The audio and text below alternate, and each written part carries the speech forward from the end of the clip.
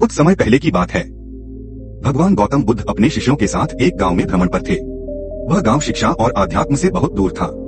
वहां के लोग रूढ़ियों और अंधविश्वासों में फंसे हुए थे। बुद्ध ने निश्चय किया कि वे कुछ दिन वहां रुकेंगे और लोगों को सच्चे धर्म और कर्म का महत्व समझाएंगे। गांव में एक व्यक्ति था, चुंडक। वह बहुत क्रोधित स्वभाव का था और बुद्ध के विचारों का घोर विरोधी।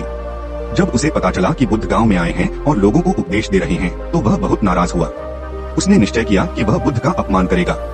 अगले दिन जब बुद्ध आम सभा में उपदेश दे रहे थे, चुंडक वहां पहुंचा। उसने बुद्ध को बुरा भला कहना शुरू कर दिया। अपशब्द बोले, अपमान किया, यहाँ तक कि उनके ऊपर धूल फेंकी। बुद्ध शांत बैठे रहे, जैसे कुछ हुआ ही न हो। उनके चेहरे पर कोई क्रोध, कोई प्रतिक्रिया नहीं थी। यह देखकर लोग हैरान रह गए। कुछ शिष्य तो क्रोधित हो गए और उन्होंने चुंडक को रोकने की कोशिश की, लेकिन बुद्ध ने उन्हें शांत रहने का संकेत दिया।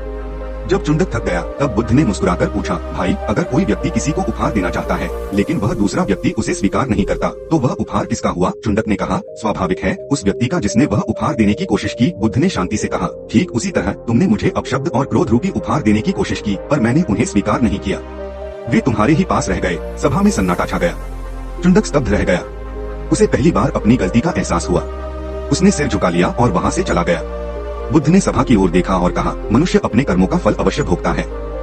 अच्छे कर्म से सुख और बुरे कर्म से दुख उत्पन्न होता है। कोई भी हमारे साथ कुछ बुरा तभी कर सकता है जब हम प्रतिक्रिया दें। यदि हम शांति और संयम बनाए रखें, तो कोई भी हमें हानि नहीं पहुंचा सकता। कुछ दिन बाद की बात है। चुंडक को लगातार बेचैनी रहने लगी। उसे अपने किए पर पछतावा हुआ। वह बुद्ध के पास आया और उनके चरणों में गिर पड़ा।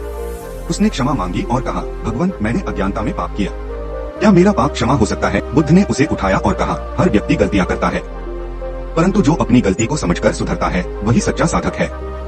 कर्म का फल निश्चित है, लेकिन पश्चाताप और अच्छे कर्मों से पुराने पापों को भी कम किया जा सकता है। उस दिन के बाद चुंडक ने बुद्ध की शरण ले ली। वह उनका शिष्य बन गया और जीवन भर सेवा, सच्चाई और धर्म के मार्ग पर चला। वह गांव जो पहले अज्ञान और अंधविश्वास में डूबा था, अब एक शिक्षित और शांतिपूर्ण स्थान बन गया।